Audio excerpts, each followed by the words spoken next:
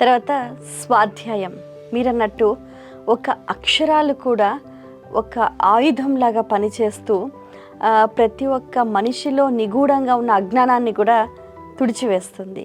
ఒక అక్షరం నిజంగా పెను మార్పును తీసుకొస్తుంది. ఆ అక్షరాన్ని మనం చూసినా, చదివినా, విన్నా కూడా ఎంతో మార్పు తీసుకొస్తుంది. సో స్వాధ్యాయ అంటూ వాళ్ళు చేపట్టిన కార్యక్రమం, వాటి వివరాలు. ఇక్కడ మనం స్వాధ్యాయ యోగాని ఏ విధంగా అయితే చేస్తున్నామో, సో సేమ్ ఇప్పుడు అందరికన్నా ఈ భూమి మీద బెస్ట్ ఫ్రెండ్ ఎవరంటే పుస్తకం. మనకు చెప్తారు ఒక సూక్తి, పుస్తకం ఒక మంచి నేస్తం అని. ఎందుకంటే నేను ఒక పుస్తకం చదివి నా లోపల ఎంతో తపనతో నేను సాధన ప్రారంభించాను. జోనాథన్ లివింగ్స్టన్ సీగల్ అన్న పుస్తకం చదివినప్పుడు నేను ఆ పుస్తకమే చదవకపోయి ఉంటే నా దగ్గర ఈ సాధన ఉండేది కాదేమో. అలాగే టోల్టెక్స్ 4 ఒప్పందాలు అన్న పుస్తకం చదివినప్పుడు దాంట్లో ఫస్ట్ స్టేట్మెంట్ ఉంటుంది అనమాట. 4 ఒప్పందాలు ఉంటాయి. ఆ 4 ఒప్పందాల్లో ఒక ఒప్పందం అది, be impeccable in your word.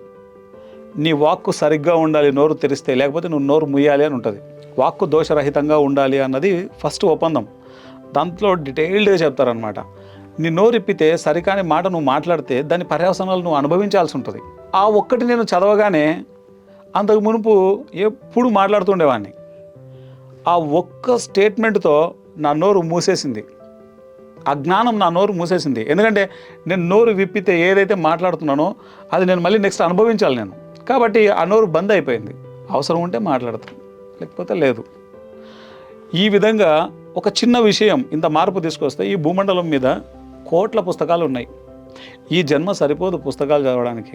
అందుకే మనం ఏం చేసామంటే అందరికీ అందుబాటులో తీసుకురావడానికి ఆ పుస్తకం యొక్క ఎస్సెన్స్ని మనం మన ఛానల్లో ప్రమోట్ చేస్తున్నాం. ఎందుకంటే ఎన్ని పుస్తకాలు అని చదువుతారు, ఎంత అని చదువుతారు? ఈ భూమి మీద ఎంతమంది గురువులు, కొన్ని వేల మంది గురువులు ఉన్నారు. ఒక్క భగవాన్ రజనీష్ 650 పుస్తకాల పైన ఉన్నాయి.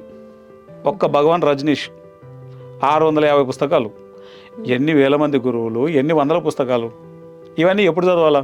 కానీ చదవకపోతే మిస్ అయిపోతాం. మరి ఆ జ్ఞానం మనకు కావాలి కదా, కావాలి. కాబట్టి మనం స్వాధ్యాయ, మనం అద్భుతంగా హిందీ భాషలో అందరి గురువులను, అందరి స్పిరిచువల్ సైంటిస్టులను మనము వారి యొక్క జ్ఞానాన్ని, వారి యొక్క పుస్తకాలను స్వాధ్యాయాలు మనం ప్రజెంట్ చేస్తున్నాం.